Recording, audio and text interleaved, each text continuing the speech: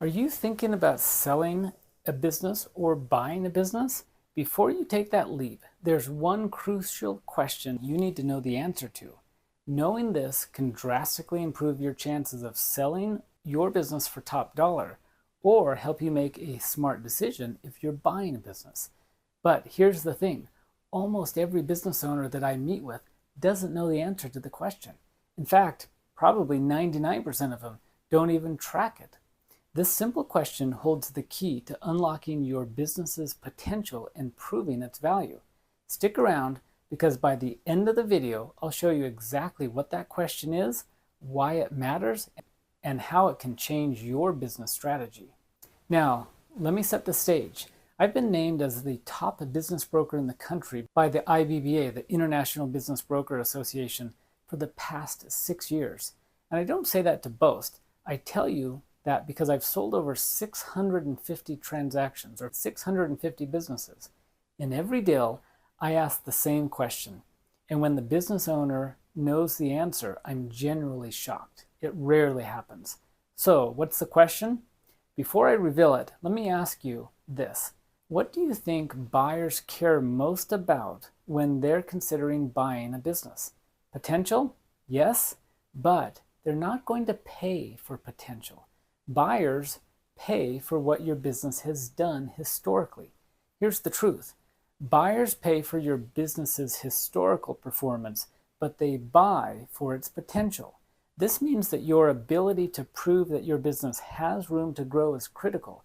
But how do you prove it has potential? That's where the question I'm talking about comes into play.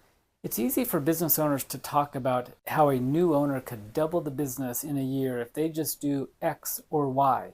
Maybe they could, but buyers aren't going to pay for your hypothetical growth. They're looking at historical performance, specifically the last 3 years, with a heavy emphasis on the trailing 12 months. So when we look at business valuations, we don't care about future potential unless it's backed by something concrete. That something is your numbers. Let me explain why this matters. Imagine you're a business owner who claims that if a buyer just spent a little more time on marketing, the business could easily grow by 50%. Well, a buyer isn't going to pay you based on what could happen. They want to know exactly how much money your business has made and the kind of cost associated with bringing in that revenue. That's why tracking your business key metrics are so important. This brings us to 2 important metrics for proving that your business has potential: customer acquisition cost, or CAC, and customer lifetime value, CLV. Let's dive into these 2 key metrics, starting with customer acquisition cost, or CAC. CAC refers to how much it costs you to acquire a new customer. This could include marketing expenses, sales efforts, and any other costs that go into getting someone to buy from you. Now, on the flip side, we have customer lifetime value, or CLV. CLV is the total revenue a customer will bring in over the entire period that they do business with you. Understanding these 2 important metrics, or these 2 numbers, will help you prove whether or not your business is scalable and has real potential. But how do we calculate these numbers? Let's walk through a real-world example where you can see how this works. Imagine you run a business that manufactures a product that sells for $2,000. After all expenses like fulfillment, operations, marketing, you make $500,000 profit per sale. Now, let's say that your marketing team runs ads that cost you $20 per lead, and on average, you convert 1 out of every 5 leads into a paying customer. To calculate CAC, here's the step-by-step math. First, calculate the number of leads needed to acquire 1 customer. If you convert 1 out of 5 leads, that means that you need 5 leads to get 1 customer, said another way. So, your conversion rate is 1 divided by 5.